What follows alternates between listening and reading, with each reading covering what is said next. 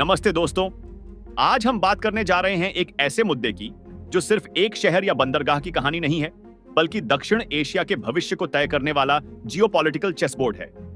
जी हां, हम बात कर रहे हैं बांग्लादेश के चटगांव की, जो इस वक्त भारत, चीन, अमेरिका और खाड़ी देशों के बीच एक रणनीतिक जंग का केंद्र बन चुका है। यह कोई साधारण पोर्ट नहीं, बल्कि एक ऐसी चाबी है जो पूरे क्षेत्र में ताकत का बैलेंस बदल सकती है। क्या भारत चटगांव को अपने इन्फ्लुएंस में ले पाएगा? क्या चीन इसे अपने बीआरआई का हिस्सा बना लेगा? और इस सब में बांग्लादेश की क्या चाल होगी?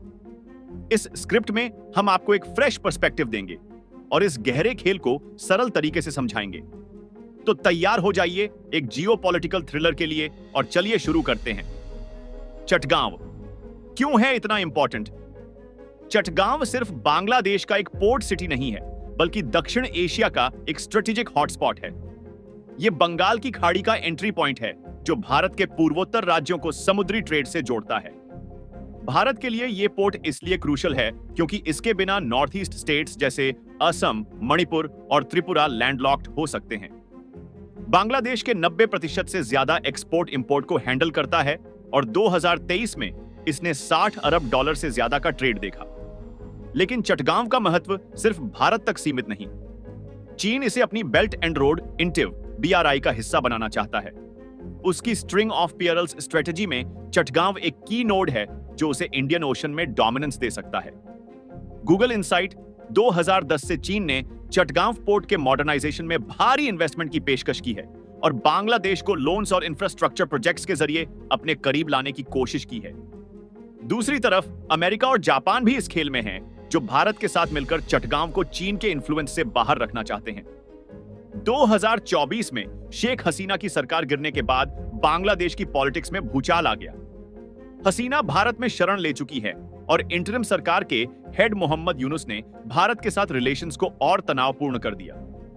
यूनुस की हालिया चाइना विजिट और भारत के खिलाफ उनके स्टेटमेंट्स ने साफ कर दिया कि बांग्लादेश अब बीजिंग की ओर झुक रहा है। जनवरी 2025 में यूनुस ने चाइना से $5 अरब का लोन पैकेज मांगा, जिसमें चटगांव पोर्ट को अपग्रेड करने की बात शामिल थी। लेकिन भारत चुप नहीं बैठा। जब यूनुस ने हसीना को वापस भेजने की मांग की, तो भारत ने साफ मना कर दिया। यह एक बोल्ड मूव था जिसने यूनुस को इनसिक्योर कर दिया। उन्हें डर है कि भारत हसीना को सपोर्ट करके उनकी सरकार को अस्थिर कर सकता है, और यहीं से चटगांव का इश्यू और गर्म हो गया। बांग्लादेश ने धमकी दी कि वो चटगांव पोर्ट पर भारत की एक्सेस को रिस्ट्रिक्ट कर सकता है, जो नॉर्थ ईस्ट के लिए सप्लाई चेन को बर्बाद कर देगा। लेकिन भारत ने इस धमकी का जवाब एक प्रोएक्टिव स्ट्रेटजी से दिया। भारत का मास्टर प्लान। भारत अब चटगांव को लेकर सिर्फ डिफेंसिव नहीं, बल्कि ऑफेंसिव गेम खेल रहा है। एनएसए अजीत डोभाल की अगुवाई में एक मल्टी लेयर स्ट्रेटजी बनाई गई है, जो चटगांव को भारत के लिए स्ट्रेटेजिक एसेट बनाने पर फोकस्ड है। चलिए इसके की पॉइंट्स देखते हैं। Number 1, tribal connect. चटगांव की ट्राइबल कम्युनिटीज जैसे चकमा, मरमा और त्रिपुरी का इंक्लिनेशन भारत की तरफ है। ये ट्राइब्स लंबे समय से बांग्लादेश सरकार से उपेक्षित हैं। भारत अब इनके लिए education programmes, health care initiatives और स्किल डेवलपमेंट स्कीम्स चला रहा है। 2024 में भारत ने चटगांव हिल ट्रैक्ट्स के लिए $10 मिलियन का डेवलपमेंट पैकेज अनाउंस किया, जिसे ट्राइब्स ने वार्मली वेलकम किया। यह सॉफ्ट पावर का गेम है जो फ्यूचर में इन ट्राइब्स को भारत का लॉयल एलाई बना सकता है। Number 2, economic leverage. Bharat Chittagong को एक लॉजिस्टिक्स हब बनाने की दिशा में काम कर रहा है। प्लान यह है कि चटगांव को म्यांमार के कालादान मल्टी मॉडल प्रोजेक्ट और थाईलैंड के क्राक कैनाल से लिंक किया जाए। इससे भारत को साउथ ईस्ट एशिया के मार्केट्स तक डायरेक्ट एक्सेस मिलेगा। अगर यह प्लान कामयाब हुआ तो Chittagong India Myanmar Thailand corridor का कोर बन सकता है, जो चाइना के बीआरआई को सीधा चैलेंज देगा। नंबर 3, साइबर और डिजिटल डोमिनेंस। भारत चटगांव में डिजिटल इंफ्रास्ट्रक्चर डेवलप करने पर फोकस कर रहा है। आईटी पार्क, 5G नेटवर्क और साइबर ट्रेनिंग सेंटर्स के जरिए भारत बांग्लादेश की डिजिटल इकोनॉमी पर नजर रखना चाहता है। अगर भारत चटगांव में साइबर कंट्रोल ले लेता है, तो बांग्लादेश की मिलिट्री मूवमेंट्स और इकोनॉमिक पॉलिसीज भारत की निगरानी में होंगी। 2025 में भारत ने बांग्लादेश के स्टूडेंट्स के लिए आईआईटीज और आईआईएम्स में 500 स्कॉलरशिप्स अनाउंस की, जिनमें ज्यादातर चटगांव के यूथ टारगेटेड हैं। Number 4, diplomatic push. भारत अब यूएस, जापान और ऑस्ट्रेलिया जैसे क्यूयूडी पार्टनर्स के साथ चटगांव को एक ओपन ट्रेड जोन बनाने की बात कर रहा है। ये इंडो पैसिफिक स्ट्रेटजी का हिस्सा है, जिसका गोल है चाइना के नेवल एम्बिशंस को काउंटर करना।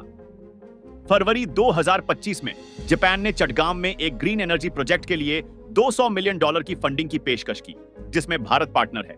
चीन का गेम प्लान और खतरा चीन के लिए चटगांव एक ड्रीम प्रोजेक्ट है। वो इसे अपने नेवल बेस के तौर पर इस्तेमाल करना चाहता है, जिससे बंगाल की खाड़ी में उसकी ग्रिप मजबूत हो।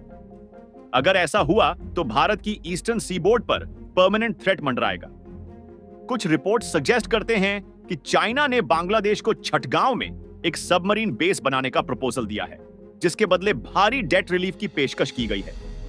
लेकिन चीन का यह प्लान इतना आसान नहीं।